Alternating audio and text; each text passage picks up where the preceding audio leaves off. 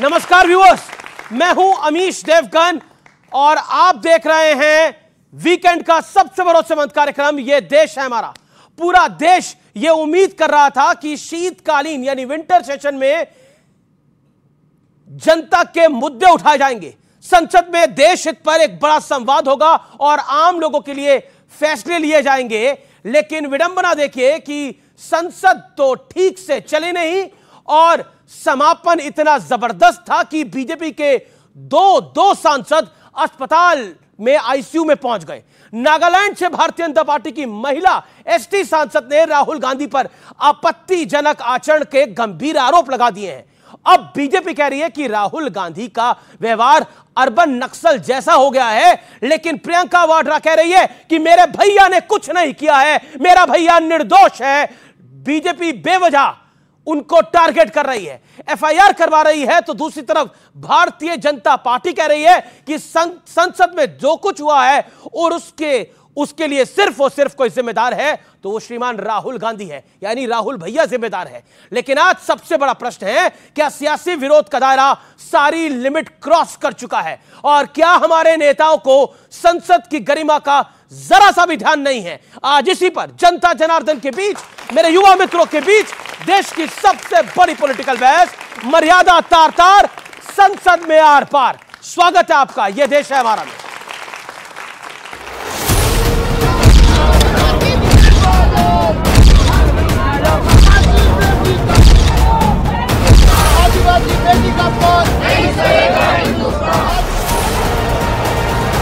संसद का शीतकालीन सत्र तो बीत गया, लेकिन सत्र खत्म होने के ठीक पहले जो घटना घटी उसे हमेशा याद किया जाएगा।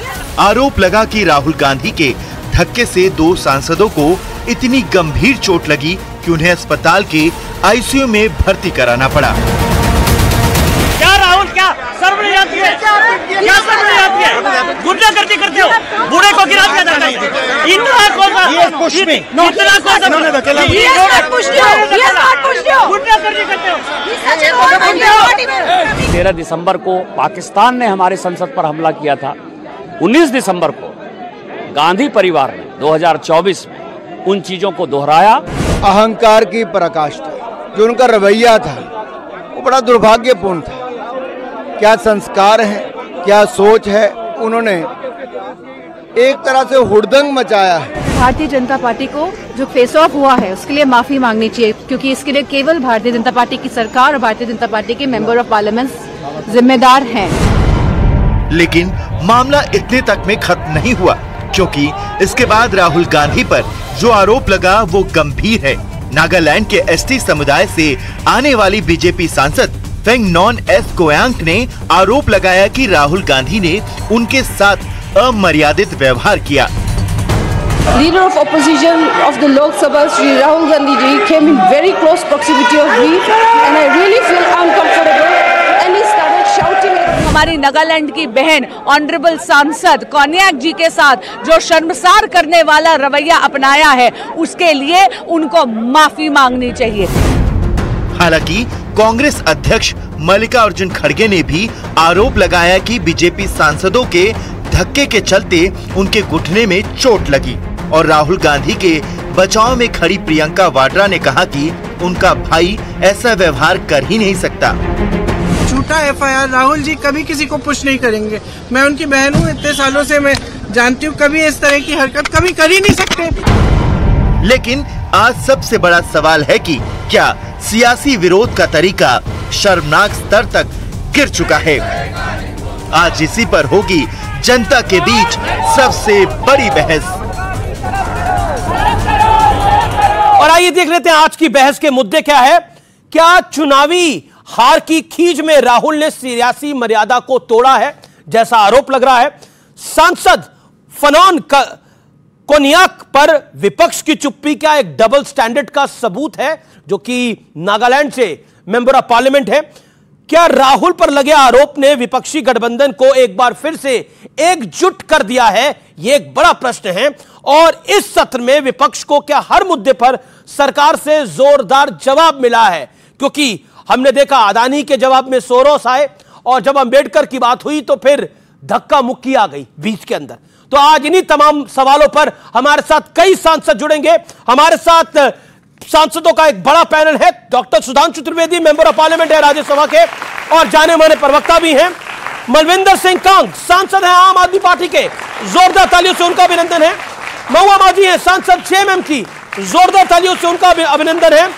तो शुरुआत कर लेते हैं आपसे डॉक्टर सुधांशु त्रिवेदी। कांग्रेस और समूचा विपक्ष कह रहा है कि अंबेडकर पर आप फंस गए थे, इसलिए ये डाइवल्ज टैक्टिक्स बीजेपी ने अपनाई है। देखिए, पहली बात तो ये कि भारत 75 वर्ष अपने संविधान निर्माण के पूरे करने जा रहा है। हमने 26 नवंबर को पूर्ण किए। ये एक ऐतिहासिक क्षण था। अब इस पे जो अपेक्षा थी कि ऐतिहासिक गरिमापूर्ण आचरण और गरिमापूर्ण डिबेट होगी, परंतु अफसोस समस्या क्या आ गई है कि 2024 के चुनाव के बाद यह तथाकथित इंडी गठबंधन में एक प्रतिस्पर्धा हो गई है दलों में। सबको लगता है कि अब कौन मौका पाके दूसरे से बड़ा अपने को साबित कर दे। पहले राहुल गांधी जी ने ऐसा शो किया कि जैसे अब वही सब कुछ हो गए हैं 99 सीटें पाने के बाद, कि जमीन से आसमां तक मैं ही मैं हूं, दूसरा कोई नहीं। फिर देखिए क्या हुआ कि जैसे ही हरियाणा में कांग्रेस की हार हुई तो अखिलेश जी ने तुरंत सीटें घोषित कर दी उत्तर प्रदेश में, और एक भी सीट नहीं दी। अब महाराष्ट्र में उनकी हार हुई तो यह विषय उठने लगा कि इंडी गठबंधन का नेता कौन होना चाहिए। वही सदन के पटल पर दिखने लगा। मैं आपको बताना चाहता हूं कि नियम 267 के जितने भी नोटिसेज आए, किन्हीं भी दो दलों ने एक चीज के लिए नोटिस दिया ही नहीं, एक मुद्दे के लिए। इसका मतलब इंडी गठबंधन के सारे दल आपस में बटे हुए थे। अब जहां तक इस विषय की बात है तो सिर्फ एक मैं तर्क रखता हूं जो कोई भी व्यक्ति समझ सकता है। जब अमित शाह जी ने भाषण दिया तो सारे विपक्षी दल अंदर थे, सबने भाषण सुना, आराम से भाषण सुनते रहे, और वो सेंटेंस जिसको लेकर वो आपत्ति की बात करे उसके बाद भी आधा घंटा करीब भाषण हुआ। तो अगर आपको कोई चीज आपत्तिजनक लगी, क्या आपने उस समय ऑब्जेक्ट किया? क्या आपने प्रोटेस्ट किया? क्या आपने नारे लगाए? क्या आपने वॉकआउट किया? नहीं। इसका मतलब क्या हुआ? भाषण समाप्त होने के बाद घर गए, और रात में अब हो सकता है सोरोस सीक्रेट सर्विस से कोई सिग्नल आया हो कि फिर आकर वो 12 सेकंड की क्लिप निकाली गई और 12 घंटे के बाद सुबह उसको सर्कुलेट करना शुरू कर दिया गया। इसलिए मैं सिर्फ ये कहना चाहता हूं कि जो इन्होंने करने का प्रयास किया, तो कांग्रेस और विपक्षी दलों के लिए एक लाइन कहना चाहूंगा कि जो उन्होंने अमित शाह जी की क्लिप को वो डिस्टॉर्ट करके सच को छुपाने का प्रयास किया कि सच जरा सा घटे या बढ़े तो सच सच न रहे, मगर झूठ की तो कोई इंतहा नहीं, और लाख चेहरे बदल के आ जाते हैं ये, पर आईना कमबख्त झूठ बोलता ही नहीं। जी, मैं रुक करता हूं आपका जेएमएम की मेंबर ऑफ पार्लियामेंट का महुआ माझी, आप सदन में मौजूद थी जब गृह मंत्री उस समय भाषण दे रहे थे। क्या आपको लगता है कि तमाम वाद विवाद तो हुआ, लेकिन राहुल गांधी जी के आचरण पर बहुत बड़ा प्रश्न चिन्ह खड़ा हुआ है? देखिए, पहले तो मैं उनके भाषण पर टिप्पणी करना चाहूंगी कि जब भी हमारे एलओपी या हमारे विपक्षी जो इंडिया गठबंधन के लोग हैं, ये लोग कुछ भी बोलने के लिए पॉइंट ऑफ ऑर्डर की मांग करते हैं या फिर एलओपी बोलने के लिए खड़े होते हैं, तो मैक्सिमम टाइम उन्हें रोक दिया जाता है, चुप करा दिया जाता है। उनकी तरफ कई बार चेयरपर्सन देखते तक नहीं है, हमारे सभापति महोदय देखते तक भी नहीं है, वो सत्ता पक्ष को ही देखते रहते हैं। इसलिए हो सकता है कि उस समय किसी ने विरोध नहीं किया कि सुन लेते हैं कि अंत तक वो क्या बोलते हैं जी। और जहां तक बाबा साहब अम्बेडकर के अपमान की बात है, तो ये कहते जरूर है कि हम बाबा साहब का सम्मान करते हैं, 75वां संविधान दिवस मना रहे हैं, लेकिन उनके द्वारा जो भी मानक स्थापित किए गए या संविधान में जो बातें, यूनिटी इंटीग्रिटी की बातें जो बच्चे भी पढ़ते हैं, उस पर अमल कहाँ कर रही है भाजपा? आपने अभी झारखंड का इलेक्शन देखा, महाराष्ट्र का इलेक्शन देखा। मैं झारखंड के इलेक्शन के बारे में कहना चाहूंगी कि पूरे इलेक्शन भर देश के तमाम बड़े नेता, मंत्री, मुख्यमंत्री, पूर्व मुख्यमंत्री, प्रधानमंत्री और तमाम लोग वहां गए चुनाव में, और उनका एक ही एजेंडा था, कटोगे और बटोगे का नारा लगाओ, पोस्टर चिपकाओ, घर में पैम्पलेट डालो और ऐसे वीडियो बना के वायरल करो जिससे कि लोगों के दिमाग में नफरत फैले, हिंदू मुस्लिम। वहां तो सरना ईसाई को भी लड़ाया जा रहा है। तो ये आप बाबा साहब के जो भी उनका सम्मान करते हैं, तो भाई उनके द्वारा दिए गए संविधान का तो सम्मान करो। राहुल गांधी के आचरण पे बात करने से बच रही हैं? नहीं, बिल्कुल नहीं बच रही हूँ। मैं वहां प्रेजेंट थी, मैं आपको बता रही हूँ। हम लोगों को बोला गया था बाबा साहब अंबेडकर के स्टैचू के पास जाके प्रोटेस्ट हम लोग स्टार्ट किए थे शांतिपूर्ण ढंग से। पूरा हम लोग इंडिया गठबंधन वहां इकट्ठा हुए थे 10-15 पे, और उसके बाद हमें चूंकि 11 बजे पार्लियामेंट आना था, तो वहां पर कुछ देर तक रुका गया, सबका इंतजार। उसके बाद हम लोग वॉक करके आए पार्लियामेंट में मकर द्वार पर, क्योंकि मकर द्वार से ही हम लोग अंदर प्रवेश करते हैं। जब हम लोग आए, मैं चूंकि प्रियंका गांधी जी के साथ थी, एकदम फ्रंट लाइन पे ही थी, और हम लोग महिलाओं को सामने करके बाकी जेंट्स पीछे थे, राहुल जी भी पीछे ही थे। तो फिर हम लोग जब सामने आए तो एकदम हम लोगों से सट के, भाजपा के जो सांसदगण थे वो लोग हम लोग से सट के खड़े हो गए, इतना सट के कि इतनी भी दूरी नहीं रही होगी, मैं आपको बता रही हूँ प्रियंका जी। और तब हम लोगों ने नाराबाजी शुरू की, वो लोग भी कर रहे थे, हम लोग भी कर रहे थे, जब आगे जाने के सारे रास्ते बंद थे और वो उस गेट से बहुत, वो जो कॉरिडोर की बात कर रहे हैं वो बहुत दूर था, यहाँ पर तो वो लोग खड़े थे। ये राहुल गांधी, ये तस्वीरें आप देख सकती हैं, यहाँ पर हम देख रहे हैं कि राहुल गांधी वहां पर तो बहुत बात की बात है, मैं बता रही हूँ, ये बात की बात है। लेकिन राहुल गांधी चार्ज इन करे अंदर जाने के लिए, जो तस्वीर दिख रही है मैं आपको बता रही हूँ। तो उसके बाद क्या हुआ कि हम लोग जब वहां खड़े थे तो जाने नहीं दिया जा रहा था, तो प्रियंका गांधी जी नीचे बैठ गए, हम सभी लोग नीचे बैठ गए लेफ्ट साइड। तो प्रियंका जी को नीचे बैठकर दिख रहा था, राहुल गांधी क्या कर रहे हैं? आगे लोग खड़े थे इतने सारे, समय 300, मैं बता रही हूँ, सांसद खड़े थे। अरे मैं वहां थी, मैं जो कह रही हूँ सच कह रही हूँ। लेफ्ट साइड में खड़गे जी राहुल जी को मैंने देखा था थोड़ी सी दूर में, और फिर राहुल जी आके प्रियंका जी को हाथ पकड़ के खींच के खड़ा किए, क्योंकि उठ नहीं पा रही थी, वहां इतने लोग आ गए थे, मेरे ही पैर में कुछ लोग लगभग आ ही गए थे, लेकिन हम लोगों ने शिकायत नहीं की। उसके बाद हम लोग खड़े होकर आगे बढ़े, उसके बाद उधर से राहुल गांधी जी गए होंगे उनको उठाने के बाद, और गए होंगे, आप कह रहे राहुल गांधी वहां गए? मैंने उनको हाथ पर नहीं जाते हुए नहीं देखा, क्योंकि भीड़ इतनी थी सामने में। पर वहां पर दिख तो रहे हैं ना, वो यहाँ कैमरे पे दिख रहा है, लेकिन उस वक्त कैमरे पे दिख रहा है तो गए होंगे। ओके सुधांशु, लेकिन मैं बता रही हूँ, मैं अब लंबा टाइम हो गया, लंबा टाइम हो गया सुधांशु, 40 सेकंड संक्षेप में कहते हैं। देखिए, सच जो होता है वो कैसे उभर के सामने आ जाता है। अभी महुआ जी ने क्या कहा, उन्होंने कहा कि हम लोग बैठे थे और हम लोग, चूंकि उन्हें लगता है कि उनकी बात सुनी नहीं जाती है, इसलिए हमने आपत्ति दर्ज नहीं की, कि इसलिए बाद में आपत्ति दर्ज की। इससे बहुत साफ हो गया कि विपक्ष के बैठे किसी भी नेता को कोई आपत्ति उसमें नहीं थी, क्योंकि पूरा भाषण आप सुने, और अगले दिन प्रधानमंत्री जी ने 2 मिनट 33 सेकंड का पूरा वीडियो जो ट्वीट किया है, उससे संदर्भ और प्रसंग पूरा साफ हो जाता है। तो आप इसको अब इसका मतलब ये हो गया था, बाबा साहब अम्बेडकर का नाम इतना बार लिए हैं कि भगवान भी आपको मिल जाते हैं। मैं वही तो बात कर रहा हूं। चलिए, भगवान, अगर आप बाबा साहब को भगवान मानते हैं तो भगवान से लड़ने वाला कौन होता है? बहुत लोग मानते हैं, ठीक है। तो मैं कहना चाहता हूं, भगवान के खिलाफ लड़ने वाला कौन होता है? शैतान होता है कि नहीं? तो कौन लड़ा था बाबा साहब के खिलाफ चुनाव? बोलो भाई। नेहरू गए थे ना प्रचार करने के लिए। इसी संदर्भ में विपक्ष बाबा साहब अम्बेडकर को भगवान का दर्जा दे रहा है और भगवान मान रहा है। क्या बताइए, पंडित नेहरू ने तो भगवान के खिलाफ प्रचार करा, इसका मतलब नहीं, मैं बता पंडित नेहरू भगवान के खिलाफ चुनाव हरवाने चले गए। मेरी बात सुन लीजिए। जयराम रमेश जी ने एक लेटर मीडिया को दिया है अभी पार्लियामेंट के बाद, और उस लेटर में बाबा साहब अम्बेडकर ने, ये कमलाकांत चित्रे सिद्धार्थ कॉलेज के प्रिंसिपल थे उस समय मुंबई के, उनको लिखा था कि सावरकर और डांगे ने षड्यंत्र के तहत उनको हराया है।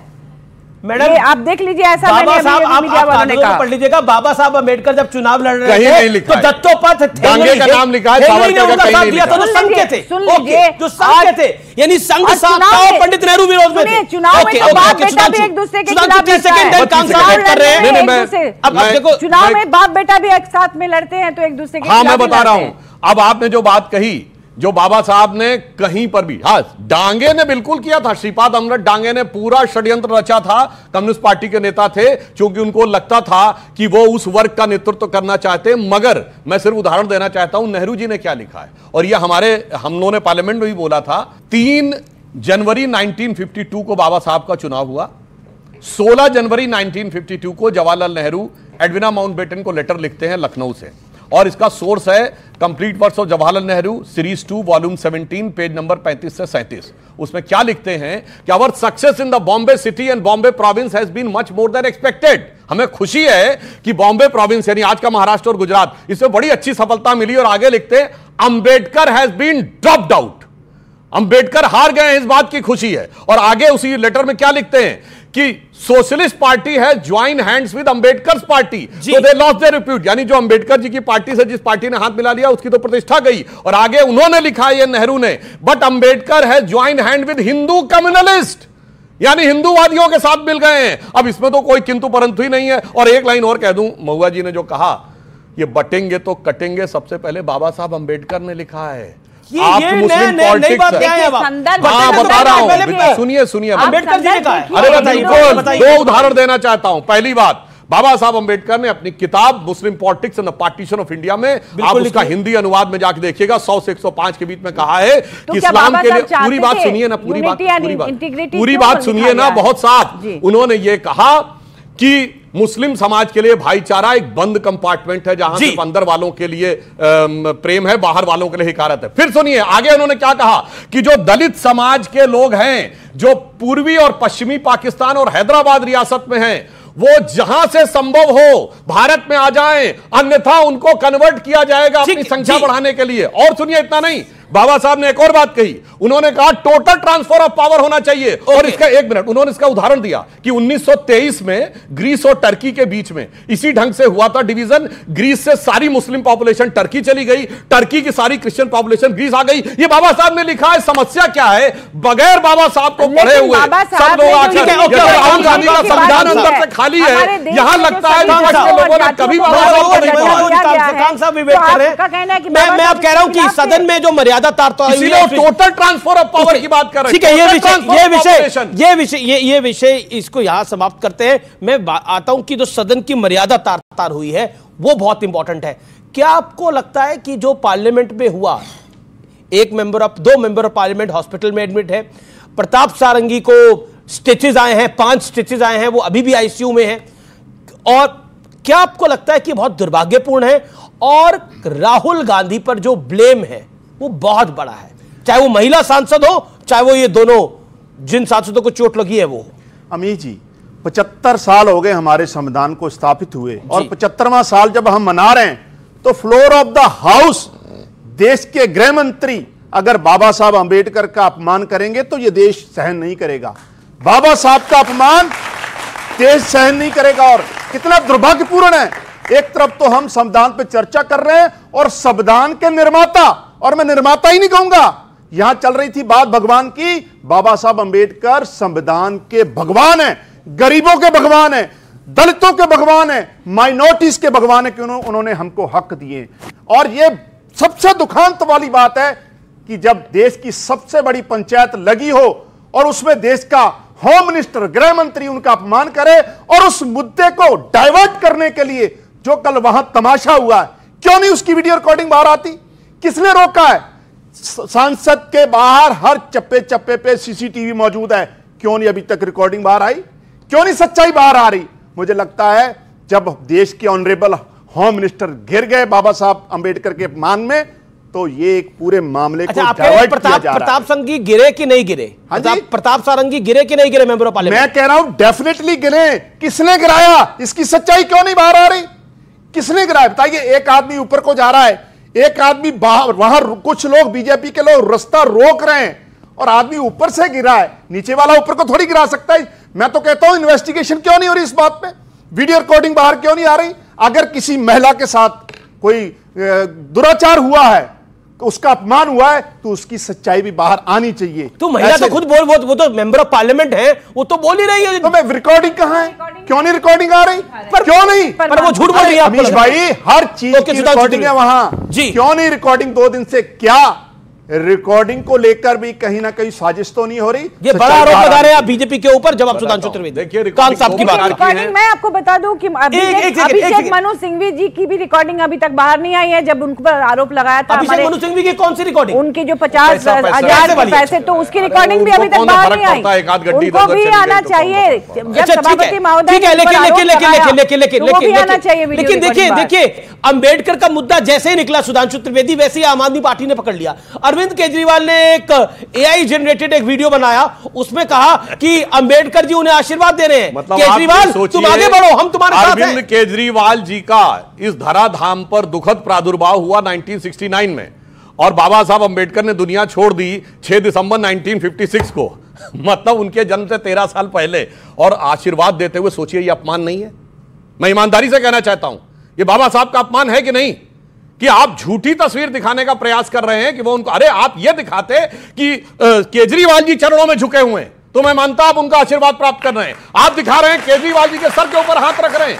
अब मैं बताना चाहता हूं फैक्ट, देखिए इन्होंने जो बात उठाया वो बहुत वाजिब सवाल है, मगर रिकॉर्डिंग 2 प्रकार की है। एक तो है जो सीसीटीवी की है, वो मानी हुई बात है, वो जांच के साथ होगी। संसद के सीसीटीवी की रिकॉर्डिंग कोई बगैर जांच कंप्लीट हुए ऐसे पब्लिक डोमेन में हर दिन नहीं जारी की जाएगी। मगर मैं पूछना चाहता हूं, सबके हाथ में कैमरे थे विपक्ष वालों ने, और ये तो रिकॉर्डिंग के उस्ताद हैं, वो मिमिक्री की भी रिकॉर्डिंग कर रहे थे। हैं? जब कोई प्रदर्शन होता है चेहरा लगा के तो भी उसकी रिकॉर्डिंग राहुल गांधी जी ने की है। जब प्रियंका गांधी जी आ रही थी तब भी कर रही थी। तो मैं पूछना कर रहे थे, तो मैं पूछना चाहता हूं, कॉमेडी की तो रिकॉर्डिंग की थी, ट्रेजेडी की रिकॉर्डिंग की ही नहीं। तो नीचे कोई विपक्ष वाला एक दिखाए तो कि अगर वो कह रहे हैं खड़गे साहब, ये बात तो सही है, तो उसका ये बात तो सही है, फोटो दिखाइए। 400 से ज्यादा सांसद और 400 से ज्यादा सांसदों के पास उतने ही मोबाइल फोन, और वो भी स्मार्टफोन। देश के चैनलों ने कैमरे में देखा है बस एक लाइन में कि किसके सांसद एम्बुलेंस में गए और कौन जलवाए जलाल से चलते हुए गए, और बाद में कहना शुरू कर दिया कि हमको भी चोट लगी थी। ओके, लेकिन देखिए लहूलुहार हुए बीजेपी के सांसद, ये तस्वीरों में दिखाई दे रहा है। अब बताइए ये केजरीवाल जी को कैसे आशीर्वाद देने के लिए अंबेडकर जी पहुंच गए? सुनिए जी, संविधान पे चर्चा हो तो जिक्र बाबा साहब का होगा, 1000 बार होगा। मैं सुधांशु को करेक्ट कर दूं, आम आदमी पार्टी, आपके दर्शकों के लिए, आम आदमी पार्टी और अरविंद केजरीवाल देश के इकलौते ऐसे नेता हैं जिन्होंने मुख्यमंत्री बनने के बाद सबसे पहले इंश्योर किया हर सरकारी दफ्तर में बाबा साहब की और शहीद आजम भगत सिंह की फोटो होगी। आज दिल्ली चले जाइए, आज पंजाब चले जाइए, आप हर सरकारी ऑफिस में सिर्फ और सिर्फ बाबा साहब की और भगत सिंह की फोटो मिल गई। क्यों हम दिल से सत्कार करते हैं, गांधी जी नहीं करते ना। सुनिए सुधांशु जी, मैं आपके बीच में नहीं बोला, काइंडली, आप मेरे बड़े सत्कारित हैं, मैं बीच में नहीं बोला। आज वो लोग जो अंग्रेजों से माफिया मांगते रहे, जब देश की लड़ाई लड़ी जा रही थी आजादी की, जब शहीद आजम, जब करतार सिंह सराबा, जब बाबा साहब अंबेडकर, चंद्रशेखर आजाद लड़ाई लड़ रहे थे, जान कुर्बान कर रहे थे, तो आज डिफेंस मिनिस्टर गुणगान किसका करते हैं हाउस में? माफी वीरों का, जो अंग्रेजों से माफिया मांगते रहते। ये बताएंगे आवासे के बारे में जी, जिन लोगों ने 3 दशकों तक तिरंगा अपने दफ्तर पर नहीं लगाया, जिन्होंने संविधान में कभी विश्वास ही नहीं जताया, अब वो बताएंगे। अच्छा, ये संविधान का विश्वास हुआ जो सांसदों के सर फटे वहां पर है? बिल्कुल ठीक नहीं हुआ, बिल्कुल ठीक नहीं हुआ। राहुल गांधी को क्लीन चिट देते हैं? बिल्कुल नहीं, मैं बरी नहीं कर रहा किसी को, बिल्कुल गलत हुआ है। मैं चाहता हूं सारंगी जी और खड़गे जी जल्दी ठीक हो, मैं कामना करता हूं भगवान से, लेकिन सच्चाई बाहर आनी चाहिए। जी तो पीछे करिए, बाबा साहब जी कौन सा अस्पताल में है? जब बाबा साहब का फ्लोर ऑफ द हाउस अपमान हो रहा है तो सच्चाई बाहर आनी चाहिए। ये साजिश क्या हो रही है हाउस के बाहर, इसकी सच्चाई बाहर निकलनी चाहिए। नहीं, पर मेरे को एक बात बताइए, एक सेकंड, मैं ये पूछ रहा हूं, ये वीडियो पीछे चल रहा है, आप लोग ये वीडियो देखिए। जब यहां पर बीजेपी के सांसद, एनडीए के सांसद खड़े हैं, तो राहुल गांधी इसी रूट से क्यों जाना चाहते थे? क्योंकि वहां पर जो मेरी जानकारी है दूसरा रूट भी अवेलेबल था। मैं जवाब देता जी कांग साहब, 10 सेकंड इसके ऊपर, देन सुधांशु जी। पिछले टेन्योर 19 से 24 तक मोदी जी प्रधानमंत्री आदरणीय हमारे लिए, 150 सांसदों को इन्होंने घर बैठा दिए सस्पेंड करके। ये डेमोक्रेसी है? अब बताइए, जब बाबा साहब अंबेडकर के इशू पे घिर गए तो ये तय करेंगे। आज का बात करिए ना, सुनिए अमित जी, क्या वहां पर दूसरा रूट अवेलेबल था कि नहीं है? क्या दूसरा रूट अवेलेबल था? राहुल गांधी एनडीए के सांसदों के बीच में से क्यों जाना चाहते थे? भाजपा तय करेगी कि लोकसभा का चुना हुआ नुमाइंदा कौन से रास्ते से अंदर जाएगा? क्या बीजेपी के, जब आप लोग प्रदर्शन करते हैं, ये सवाल मैं इसलिए बोल रहा हूं क्योंकि मैं पार्लियामेंट जाता हूं, जब आप लोग प्रदर्शन करते हैं, क्या बीजेपी के सांसद अपना रूट बदल के नहीं जाते? बोलिए हाँ या ना। देखिए, मैंने कई बार देखा, पार्लियामेंट में जाने का मसला नहीं है, यहां रोका गया है गुंडागर्दी, जो आरोप कांग्रेस के हैं कि जबरदस्ती उनको रोका गया है। क्या पार्लियामेंट में कौन जाएगा? निशिकांत दुबे, संबित पात्रा जो सांसद हैं, इसके अलावा एनडीए के कई सांसदों ने बोला जब विपक्ष प्रदर्शन करता है हम अपना रास्ता बदल के जाते हैं, और एक बार नहीं कई बार गए हम। सुधांशु त्रिवेदी, क्या आपको लगता है एक अल्टरनेट रूट अवेलेबल था? क्विकली स्टेप बाय स्टेप बताता हूं। एक दिन पहले विपक्ष का प्रदर्शन था, हम भी उसमें से गए थे, आप लोग सामने खड़े थे, बगल में रास्ता है, बगल में से चले गए। नहीं तो आपको एक और बात बताएं, सीढ़ी के अलावा बगल में एक रैंप भी बना हुआ है, जैसे किसी को सीढ़ी से न जाना हो या व्हील चेयर से जाना हो तो उसके लिए रैंप भी बना, और 2 तरफ से रैंप बना हुआ है। और सबने वो वीडियो देखा कि यहां पे भाजपा के सांसद खड़े हैं, उधर से वो लोग चलते हुए आए और सीधे भीड़ के अंदर घुस गए। अरे भाई, आपने अगल बगल कहीं जाने का प्रयास ही नहीं किया, सीधे भीड़ के अंदर आ गए। जानते क्यों? उनको लगता है अरे हमें कौन रुकेगा, आगे पीछे हमारी सरकार, यहाँ के हम हैं राजकुमार, फरजंदे अंजुमन शाह साहिबे आलम जलवा अफरोज हो रहे हैं, सब सड़क खाली कर देनी चाहिए। जो इस मानसिकता के साथ आते हैं उनको, और मैं बताना चाहता हूं अपने मित्र को, इनको एक तो इन्होंने बड़ा अच्छा स्वीकार किया कि गांधी नेहरू की फोटो तो हटा दी, इन्होंने कैप्चर कर लिया ना कि हमारी सिर्फ 2 ही। और मैं पूछना चाहता हूं, भगत सिंह जी को फांसी हुई थी 23 मार्च 1931, गांधी इरविन पैक्ट हुआ 4 मार्च 1931 और स्वतंत्रता संग्राम लड़ने वालों के लिए मैं चुनौती देख कहता हूं 1931 4 मार्च के बाद 1957 15 अगस्त तक विद एन एक्सेप्शन ऑफ 1942 एक आंदोलन बताइए कौन सा समझौता हुआ था? 16 साल कोई आंदोलन नहीं। जी कोई आंदोलन नहीं। और मैं एक सेकंड पलट जाइए, वो देखिए क्या सारे सवाल हमसे पूछे गए। इस पर आपकी प्रतिक्रिया मैं बताना चाहता हूं बाबा साहब के बारे में। इन्होंने कहा संसद में जिन लोगों ने ये इंश्योर किया कि बाबा साहब संसद में ना आने पाए। सुनिए, मैं पूछना चाहता हूं 1952 में जब चुनाव हुआ आरएसएस की क्या भूमिका थी स्वतंत्रता संग्राम में, ये भी बताइए। ये भी बताइए। और सुनिए, मैं सारे लोगों से कहता हूं, यहां युवा बच्चे बैठे हैं, सावरकर जी को भारत के एकमात्र स्वतंत्रता संग्राम सेनानी ने 2 जन्मों का कारावास दिया गया, वो भी काला पानी। 2 जन्मों का। और सुनिए, सावरकर जी से पहले 1857 को स्वतंत्रता संग्राम कहलाने वाला कोई एक कांग्रेस का नेता दिखाएं जिसने 1907 से पहले कहा हो उन्होंने स्वतंत्रता संग्राम कहा। यह सिपाही विद्रोह, म्यूटिनी, रिवोल्ट ये शब्द प्रयोग करते थे। और मैं बताता हूं, जाके चेक करिए, 1910 में हुई है उनको सजा। 1910 में कांग्रेस का अध्यक्ष कौन था? विलियम वैडनबर्न, ब्रिटिश सरकार का सेक्रेटरी। खुद तो बैठे हैं ब्रिटिश सरकार के सेक्रेटरी अफसर के पैरों तले और कह रहे हम तो स्वतंत्रता संग्राम लड़ रहे थे, और जिनको 2-2 जन्मों का कारावास दे रहे थे वो स्वतंत्रता संग्राम नहीं लड़ रहे थे। मुझे लगता है कि ये हकीकत के धरातल के ऊपर ये बिल्कुल, इसलिए मैं एक लाइन पूरी कर दूं। कांग्रेस का एक नेता बताइएगा जिसको गोली लगी हो अंग्रेजों की, राष्ट्रीय अध्यक्ष स्तर का। एक नेता जो भगत सिंह जी की तरह फांसी पे लटका हो, एक नेता जिसको काला पानी हुई हो, लाला लाजपत राय को छोड़कर एक नेता जिसे डंडे भी पड़े हों, परंतु उन्हीं को सारा श्रेय मिला। तो मैं एक लाइन कहना चाहता हूं कि नौरंग ये सियासते दौरां तो देखिए कि मंजिल मिली उन्हीं को जो शरीके सफर न थे। जी ओके, देखिए मैं ये कहना चाहती हूँ कि भाजपा ऐसा दिखाती है जैसे ये जो पार्लियामेंट नहीं चला ये पूरी तरह से विपक्षी पार्टी या इंडिया गठबंधन के कारण हुआ, लेकिन आपने शुरू से देखा होगा कि भाजपा चाहती ही नहीं है भाजपा की सरकार की पार्लियामेंट चले। पिछले जो सत्र हुए थे उसमें मणिपुर मुद्दे को लेकर जब विपक्ष वॉकआउट कर रहा था उस समय इन्होंने फॉरेस्ट कंजर्वेशन बिल पारित करा दिया, न्याय संहिता पारित कर दिया। इस बार जब अडानी पर बात करने के लिए इंडिया गठबंधन ने इतना जोर लगाया, 267 के नोटिसेस डाले, संभर पर बात करने की बात कही, तो आपने क्यों एडजर्न किया, हाउस को चलने नहीं दिया? आप निश्चित रूप से अरुण जेटली जी ने क्या कहा था, उन्होंने तो एक तरह से डिसरप्शन को सैद्धांतिक जामा ही पहना दिया था। बिल्कुल। उन्होंने कहा था कि संसद को न चलने देना भी कई बार डेमोक्रेसी के लिए जरूरी है, और शायद इसी के कारण आप लोग भी यही कर रहे हैं, संसद को चलने नहीं दे रहे हैं, जबकि कहा जाता है कि सत्ता पक्ष चलने देना चाहती है, लेकिन आप लोग चलने नहीं देना चाहते हैं। और कल का जो कुछ भी हुआ वो उसी का एक नमूना है। जी, उसी का आप कह रही हैं एक नमूना है। अरुण जेटली जी को, स्वर्गीय अरुण जेटली जो कि फॉर्मर फाइनेंस मिनिस्टर हैं देश के, उनको कोट करा। लेकिन एक प्रश्न है कि संभल को लेकर भी बहुत सारी बातें हुई, डॉक्टर सुधांशु त्रिवेदी और संभल के जो मेंबर ऑफ पार्लियामेंट हैं उन्होंने गृह मंत्री अमित शाह से मिलने का टाइम भी मांगा है, उनके घर के एक हिस्से पे बुलडोजर भी चल गया है, और तो और उन पे बिजली चोरी का भी आरोप है। 1 करोड़ 90 लाख का किराया मतलब जो पैसे है वो अभी बचा हुआ है।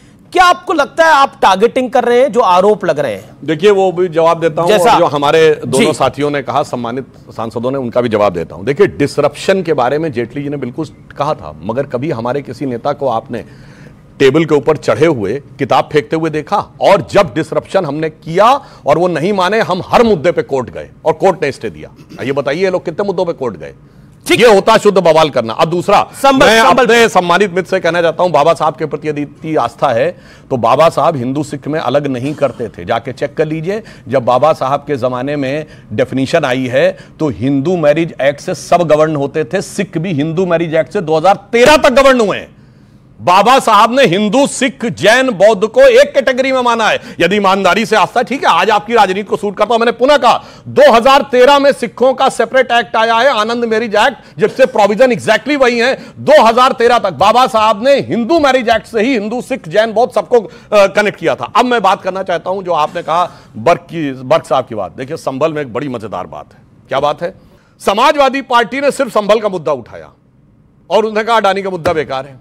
अब सुनिए, उसके बाद राहुल गांधी जी ने कहा कि हम संभल की यात्रा करेंगे, तो क्या कहा था प्रोफेसर राम गोपाल जी ने? कि वो केवल औपचारिकता कर रहे हैं। उन्होंने सोचा कि हम ज्यादा जाके श्रेय ले लेंगे, पर ऐसा नहीं हो पाया। और मैं दर्शकों से कहना चाहता हूं एक बात और विचारणीय है कि संभल में जिसको मस्जिद कहा जाता है वो आर्कियोलॉजिकल सर्वे ऑफ इंडिया का प्रोटेक्टेड मॉन्यूमेंट था और इन लोगों ने उसको कालांतर में रिलीजियस स्ट्रक्चर में बदल दिया। और आप सोचिए इस देश का कानून में कैसा हालात बनाया कि आर्कियोलॉजिकल सर्वे ऑफ इंडिया जो भारत सरकार की संस्था है वो अपने प्रोटेक्टेड मॉन्यूमेंट में अंदर नहीं जा सकती। जी मोहन भागवत जी का जो स्टेटमेंट आया उसे निश्चित रूप से आप लोगों ने सुना होगा। उन्होंने कहा है कि मंदिरों को लेकर हिंदू नेता बनने की कोशिश आप मत करो। उन्होंने कहा था ना कि ये खतरनाक है। तो इस पर मोहन भागवत जी की भी बात आप नहीं मान रहे? सुधांशु जी, आप और आपकी पार्टी, आपके नेता जिस मंतव्य से कहा वो ये लोग समझ नहीं पाए। एक्चुअली में उन्होंने इसलिए कहा, पर आपके कुछ नेता भी नहीं समझ पा रहे हैं। हम बता रहे हैं उन्होंने इसलिए कहा क्योंकि भाई खोदना शुरू करेंगे तो हर जगह पे निकल आएगा।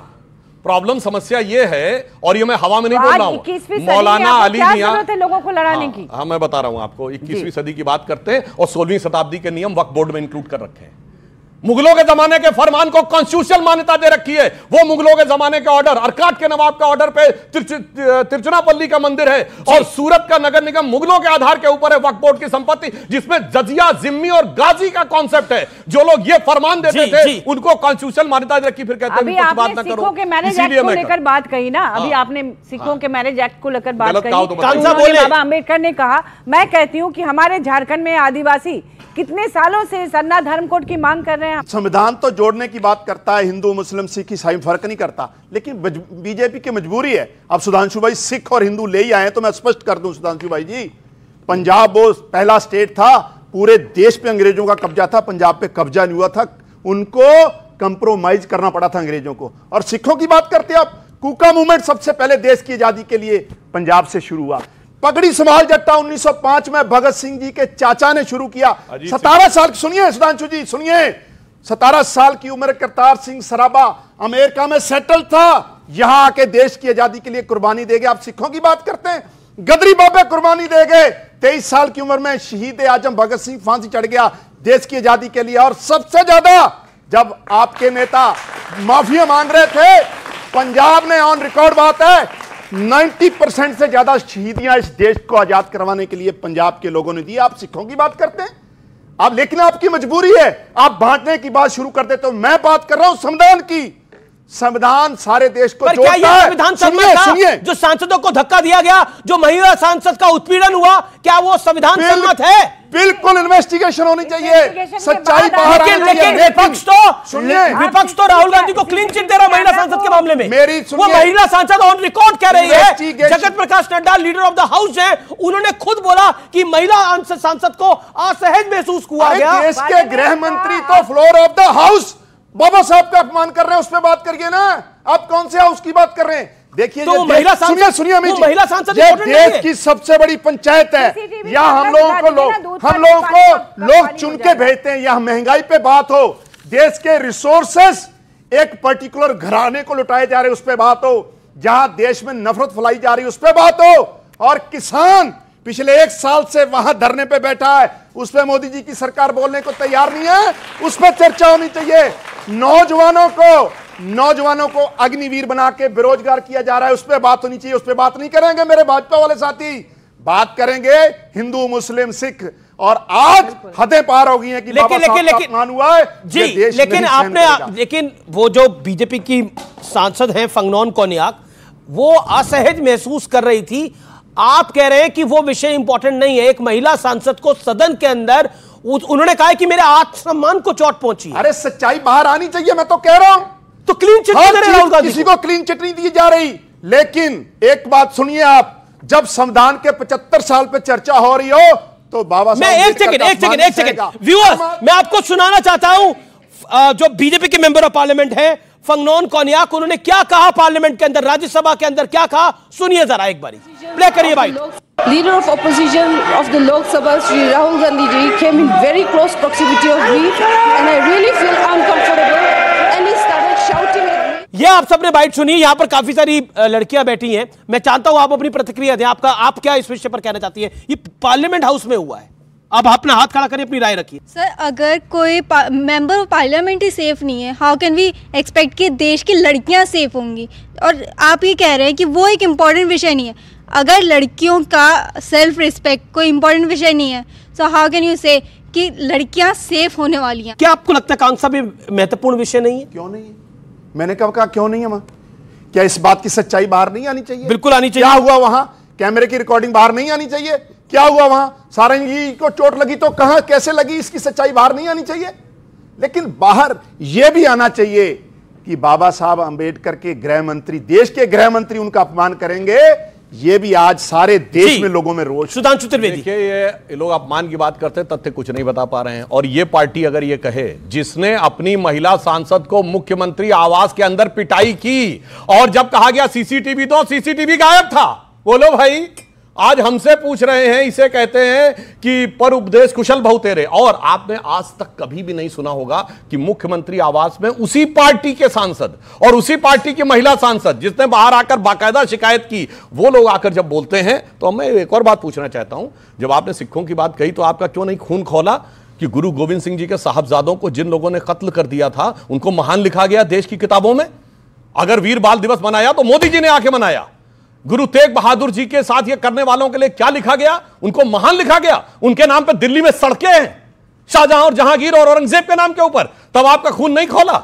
इसीलिए मैं बताना चाहता हूं वास्तविकता क्या है। इन्होंने कहा, आपको सही बात पता होना चाहिए, शहीद भगत सिंह जी के बड़े भाई थे अजीत सिंह, जिन्होंने बहुत बड़ा किसान आंदोलन चलाया था, जिसमें वो फेमस वो गाना है ना, पगड़ी संभाल जट्टा। सोचिए अभी जब किसान आंदोलन हुआ तो कहा गया यह भारत के इतिहास का सबसे बड़ा किसान आंदोलन है। तो यानी अजीत सिंह जी का वो किसान आंदोलन सरदार अजीत सिंह जी का छोटा था। सरदार ऑफ बारडोली सत्याग्रह जो वल्लभ भाई पटेल का था वो छोटा था। चंपारण सत्याग्रह महात्मा गांधी का छोटा था। तब आपके मन में वो जागना चाहिए था कि अपमान। और एक और बात, महंगाई की बात करते हैं, बताओ भाई 267 का एक दिखाइए इस सत्र के दौरान नोटिस महंगाई के ऊपर। ठीक है, ठीक है, ओके। एक नोटिस है वो जहां पे आके बोलना है। पहले आप क्या 267 का नोटिस, क्योंकि महंगाई की बात एक बात पूरी कर ले सर, एक बात पूरी आज भी दिया, एक लाइन पूरी कर लूं।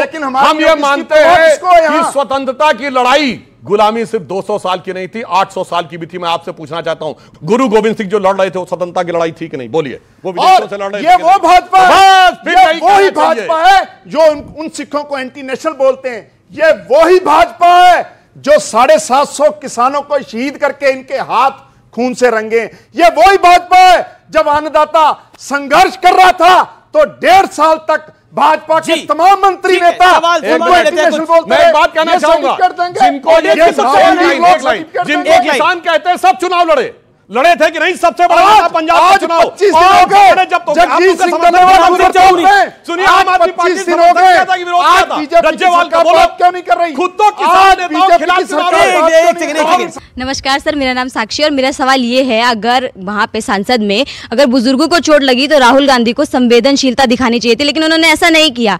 उन्होंने बल्कि उन पे आरोप लगा दिया कि इन्होंने ही करवाया। इन्होंने ही किया है, ये आपका कहना है। अच्छा, आप क्या कहना चाहती हैं? आपका क्या सवाल है? सर नमस्ते, मेरा आप दोनों से सवाल है। जैसे आपने बोला कि सारंगी जी को चोट लगा है, उसका वीडियो कहाँ है, तो ऐसे हम ये भी बोल सकते हैं कि मल्लिकार्जुन खड़गे को चोट लगा, उसका वीडियो कहाँ है? मेरा क्वेश्चन ये है, कांग्रेस और विपक्ष की दूसरी पार्टियां हर बार प्रदर्शन करती रहती है, लेकिन इस बार जब बीजेपी ने प्रदर्शन किया तो इतना बड़ा कांड क्यों हो गया? इतना बड़ा कांड क्यों हो गया? ये तो सुधांशु, प्रदर्शन तो पहले भी होता था, लेकिन पहले महुआ मांझी आपसे भी सवाल है, सुधांशु जी भी सवाल है, तो पहले महुआ मांझी आप ही जवाब दे दीजिए। महुआ मांझी, कहा जा रहा है बार बार वीडियो सबूत दिखाओ, वीडियो सबूत दिखाओ।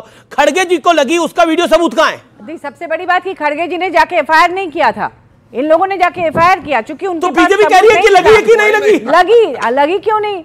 मतलब कोई जरूरी है कि मेरे भी पैर में आके लोग खड़े हो गए थे तो मैंने भी नहीं किया, क्योंकि अफरा तफरी में उस भीड़ में मैं किस पर आरोप लगाऊं? प्रताप सारंगी का सर फटा है, दोनों तरफ से देखिए, दोनों तरफ से जब अफरा तफरी होती है तो आप उसको अलग से आइडेंटिफाई नहीं कर सकते हो कि किसने क्या कैसे किया। राहुल गांधी जी एक ऐसे उनको पता है कि पार्लियामेंट में सीसीटीवी लगा है। राहुल गांधी जी समझदार इंसान है, वो जाके किसी महिला को छेड़ देंगे, वो जाके किसी बुजुर्ग को गिरा देंगे। राहुल गांधी समझदार इंसान है, वो महिला को छेड़ देंगे, किसी बुजुर्ग को गिरा देंगे। पॉलिटिक्स थोड़ी उनको समाप्त करनी है। यहाँ पर जो सवाल आया सुधांशु आपके लिए, प्रदर्शन तो पहले भी होते रहे, लेकिन बीजेपी के प्रदर्शन में इतना बड़ा कांड क्यों हुआ? कोर्ट एंड कोर्ट ऑडियंस, मैं नहीं बोल रहा भाई। उसका कारण देखिए, राहुल गांधी बहुत समझदार इंसान है, तो उनके लिए मैं कह सकता हूं समझ समझ के समझाओ उसको जिसके की समझ है, और जो समझ समझ के बिना समझे समझो कि वो ना समझ है, उन्हें कोई समझा ही नहीं सकता, वो इतने समझदार इंसान है। अब रही बात इसकी जो उन्होंने प्रश्न किया, मैं बात यही तो कहना चाहता हूं कि किसी ने भी देखा हो, हम लोग शांति से अपनी जगह खड़े थे, भाजपा कोई सांसद मूव नहीं कर रहा था, मूव करते हुए वो आए, इसमें कोई किंतु परंतु नहीं है। तो मुझे लगता है इसके बाद, और दूसरी बात, चलिए ये अंदर छोड़ दीजिए, संसद के अंदर क्या हुआ लोकसभा में, लोकसभा की पीठ के ऊपर चले गए। राज्यसभा में क्या हुआ था 1-1.5 साल पहले, माइक उखाड़े गए, किताब फेंकी गई, हरिवंश जी उपसभापति उन्होंने लिखा हिंसक हमला किया गया, टेबल पे खड़े होकर नृत्य किया गया। ये कोई पहली बार थोड़ी हुआ है। किसने किया था? थे कई थे सांसद, इनकी पार्टी के भी थे, नेता सदन संजय सिंह, कार्रवाई भी हुई थी। संजय सिंह टेबल पे चढ़ गए थे, टेबल पे चढ़ गए थे। और सुनिए, कांग्रेस के प्रताप सिंह बाजवा वो भी टेबल पे चढ़े और उठा के यूं फेंक के मारा। बताइए, तो संसद के अंदर किया था, क्योंकि इनका एक ही वो है। जानते क्यों हुआ बवाल? कांग्रेस और विपक्षी दलों का एक ही सिद्धांत है। पहली बात तो एक बात कह दूं, इंडी गठबंधन सदन के पटल पर अस्तित्व में नहीं है। जैसे हमारा एनडीए है, सारे एनडीए के सांसदों ने लिख के दे रखा है कि श्री नरेंद्र मोदी जी हमारे नेता हैं, और लोकसभा अध्यक्ष और राज्यसभा के चेयरमैन को भी। इनका कहीं कोई रिजोल्यूशन नहीं है। इसलिए इनका जानते क्या सिद्धांत है कि कोई सूरत बदलना मेरा मकसद नहीं है, मेरा मकसद है कि हर कदम पे हंगामा होना चाहिए। ओके, एक बात बताइए, जो संजय सिंह को कहा, जो कि नेता सदन थे तब, और वो टेबल पे चढ़ गए, अब नृत्य वगैरह तो नहीं हुआ था लेकिन वो टेबल पे चढ़ गए थे, क्या आपको लगता है कि सदन की गरिमा, आप भी ऑनरेबल मेंबर ऑफ पार्लियामेंट है, सदन की गरिमा तार-तार हुई है? इस ऑडियंस में क्या व्यू जा रहा है, हमारे व्यूअर्स को क्या दिख रहा है, आप बताइए, दुर्भाग्यपूर्ण है कि नहीं है? पहली बात तो संजय सिंह जी बेनकाब करते हैं मोदी और अडानी की दोस्ती को। संजय सिंह जी बेनकाब करते हैं देश के रिसोर्सेस एक आदमी को लुटाए जा रहे हैं। संजय सिंह जी बेनकाब किया है बेधड़क होके कि देश में हिंदू मुस्लिम कराया जा रहा है। और महिलाओं की सम्मान की बात देखिए अमित जी, हम सब परिवार वाले लोग हैं, बहन है, हमारी बेटियां हैं। यह रिवाज सिर्फ भाजपा में है कि जहां शादियां नहीं की जाती, लेकिन हम लोग क्योंकि परिवार वाले हैं, हमारे घर में भी बहु बेटियां हैं, हम सत्कार करते हैं। लेकिन भाजपा इकलौती पार्टी है जिसमें यह रिवाज है कि शादी करो ही ना, जो ईश्वर जो नेचुरल नियम है उसके भी खिलाफ है। तो ये कहां से औरतों को सम्मान करेंगे? ये सामने ही है, सबके सामने ही है क्या क्या हो रहा है। कहां कभी कुछ संगठन मंत्री की वीडियो आ जाती है, कभी किसी संगठन मंत्री की वीडियो आ जाती है जिन्होंने कभी शादी नहीं की। ये कल्चर इनके यहां है, हमारे यहां नहीं है ये कल्चर। और जो लास्ट जो विपक्ष वाला आदमी वहां बात करता है उस पर पर्चा दर्ज कर दो, उसको जेल में फेंक दो। ये भाजपा आज देश की एजेंसियों का मिसयूज अगर कर रहा है तो प्रधानमंत्री जी और भाजपा कर रही है। और सत्ता को जो ललकारता है, चाहे संजय सिंह जी हो चाहे अरविंद केजरीवाल जी हो, उनके खिलाफ झूठे पर्चे बनाना इनका काम है। जी जी, डेमोक्रेसी। जबकि अरविंद केजरीवाल जी पे तो कोर्ट में कोई भी उनको राहत नहीं मिली है। ये तो वो पार्टी है जिसमें कौन सी ऐसी चीज है जिसमें इनके नेता जेल नहीं गए हैं। मतलब आप समझिए, दवाइयों का मामला हो, बिजली का मामला हो, दारू का मामला हो, एक पौवा के बदले दूसरा पौवा देने का मामला हो, शिक्षा का मामला हो। और सुनिए, अभी एक वो गए जिसमें एक गैंगस्टर से बात कर रहे थे, फर्जी डिग्री में एक तोमर साहब जा चुके हैं, और इनके एक विधायक है जिनकी वाइफ ने आरोप लगाया था कि वो कुत्ते से कटवाते थे अपनी वाइफ को। मुझे लगता है इतने प्रकार के इन पे आरोप लग चुके हैं। और इनकी संस्कृति क्या मजेदार है, जब से इनकी सरकार आई, हत्याओं का क्या सिलसिला शुरू हुआ है पंजाब में। सिद्धू मूसेवाला की हत्या से लेके अभी सुखबीर सिंह बादल जी के ऊपर पवित्र स्वर्ण मंदिर के गेट के ऊपर गोली चल गई। और इतना ही नहीं, जो 80 के दशक में नहीं हुआ पंजाब में कि पुलिस ने के एक ऑफिस पे हमला करके भीड़ ने छुड़वा लिया। और मैं कहना चाहता हूं, वो पार्टी है जो कहती थी हम सिक्योरिटी नहीं लेंगे, हम बंगला नहीं लेंगे, आज भगवंत सिंह मान जी का जो लश्कर जर्रार है वो कैप्टन अमरिंदर सिंह से 2 गुना बड़ा है। मैं ये नहीं कहता पंजाब के सीएम को सिक्योरिटी की जरूरत है, ये बचकानी और शातिराना बात थी केजरीवाल जी की, वो भी जज सिक्योरिटी लेकर चल रहे हैं आज की डेट में। मगर मैं पूछना चाहता हूं, अगर कैप्टन अमरिंदर सिंह से डबल काफिला लेकर चल रहे हैं तो खतरा बढ़ गया है या अंदर की परिस्थिति खराब हो गई? जी, अंदर की परिस्थिति खराब हो गई है। जवाब क्या आपको लगता है सदन के अंदर गरिमा तार-तार हुई कांग साहब? देखिए, हाँ या ना? नहीं, देखिए ऐसा हाँ या ना में नहीं होता कुछ। फिर सदन को चलाने की जिम्मेवारी सत्तारूढ़ की रहती है। बिल्कुल होती है, लेकिन और गरिमा तार-तार हुई कि नहीं हुई? जब सत्ता अहंकार में होगी, जब सत्ता अहंकार में होगी, सत्ता के नशे में होगी तो लोकतंत्र। लेकिन गरिमा तार-तार हुई या नहीं हुई? महुआ माजी, सत्ता पक्ष को वहां पर धरना देने की क्या जरूरत थी? सत्ता पक्ष का काम होता है सदन को चलाना, और वो खुद जाके वहां धरना दे रही थी और बिना सबूत के ऐसे ही आरोप लगा देना। मैं तो कहूंगी अविलंब वो सीसीटीवी कैमरे में क्या है उसे सामने लाया जाए। जिस तरह से अभिषेक मनु सिंघवी जी का अभी तक सीसीटीवी नहीं सार्वजनिक किया गया, लेकिन इसको करना चाहिए। अभी सुधांशु जी कह रहे थे कि इन पर आरोप लगा रहे थे इंडिया गठबंधन पर कि उनका गठबंधन ऐसा है वैसा है। मैं कहूंगी आपके सदन में नेता राहुल गांधी है लोकसभा में? लोकसभा में है निश्चित रूप से। आपके भी हैं? एक लास्ट नहीं, लोकसभा में आपके नेता राहुल गांधी हैं, विपक्ष के अपोजिशन के लीडर। अपोजिशन नहीं, आपके भी नेता हैं वहां पर। देखिए, लोकसभा के नेता राहुल गांधी, लेकिन आपने जो सवाल उठाया था कि गर्मा तार हुई, देखिए अमी जी, देश के संविधान निर्माता का जब अपमान देश के गृह मंत्री करेंगे तो गर्मा कहां बची है बताइए। बाबा साहब अम्बेडकर का अपमान और फ्लोर ऑफ द हाउस देश के गृह मंत्री करेंगे तो गर्मा कहां बची है। शुक्रिया, शुक्रिया। समय यहां पर इजाजत देता है। आप सबका भी बहुत बहुत धन्यवाद, आप इस बड़े कार्यक्रम में आए, आपका भी बहुत बहुत शुक्रिया। तो फिलहाल आज के इस बेहद खास एडिशन में इतना ही, जिसमें सांसदों का पैनल था। उम्मीद है आज का कार्यक्रम आपको पसंद आया होगा, लेकिन मर्यादा जरूर तार हुई है सदन के अंदर, और इसका अफसोस इस देश के लोकतंत्र को है। नमस्कार, देखते रहिए News 18।